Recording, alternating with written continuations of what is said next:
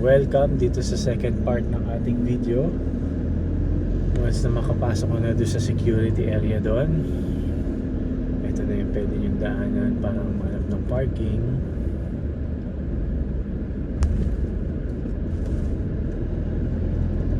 Magandahan dito sa Okada, libre ang parking eh.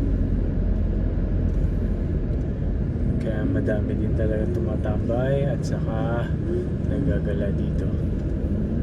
May kamahalan nga lang yung mga pagkain sa loob at hindi ka rin pwede magpa-deliver ng Grab or Foodpanda. So kung ano lang talaga yung mga concessionaires na nasa loob. Pero kagandahan naman meron dong Jollibee.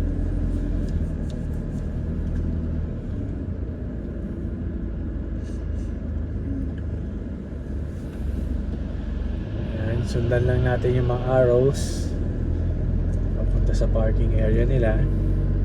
Marami yung parking slot dito eh. So ayan, wag lang kayo malito, sundin nyo lang yung arrow. Madali na maintindihin yung kanilang proseso. So nag-flash lang for camera, obviously for safety reasons. Kinukuha na nila yung mga plate number ng mga pumapasok. So baba lang ulit tayo kasi dito yung parking level na madaling ma-access yung Coral sa Pearl Wing, saka yung central escalators.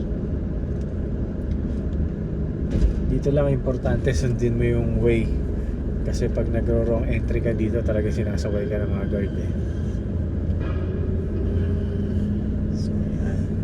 Ang daming available na parking, so hindi ka naman talaga mahirapan sa parking dito.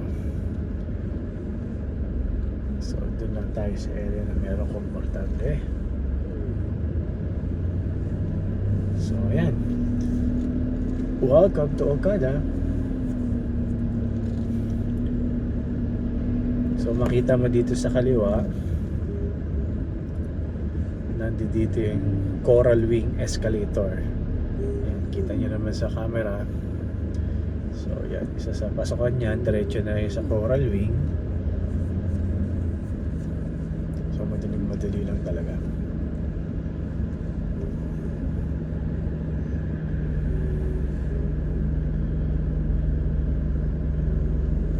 Ikutin lang natin yung the rest of the parking para makita nyo kung kano kalaki talaga itong parking ng Okada.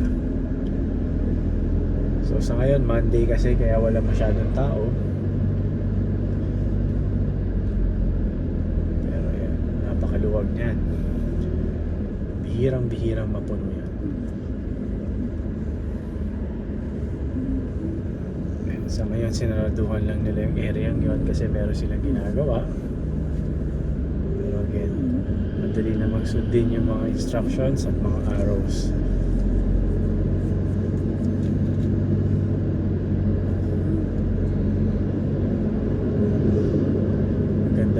Proseso nila dito, so susundin mo lang talaga.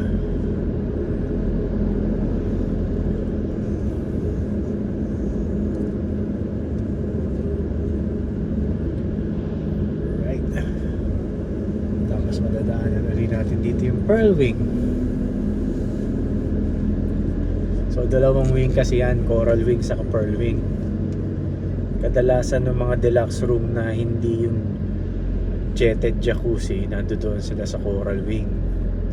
Yan yung pag nagbook ka sa booking.com or nagbook ka sa mga kahit anong website na hindi official website na Okada, doon ka nila itatapon. Pero pag sa Okada ka mismo na website nagbook, sa Pearl Wing ka nila nilalagay kasi nandoon yung mga jacuzzi nila. So tandaan nyo lang yan mga ka-YouTube. Kung gusto nyo na yung makuha nyo ay may jacuzzi, kahit deluxe room, kailangan sa website kayo ng Okada at sa Pearl Wing kayo mag-check-in. So ito na, dito na tayo magpa-park. Itatabi ko lang to dito. So we're good to go na.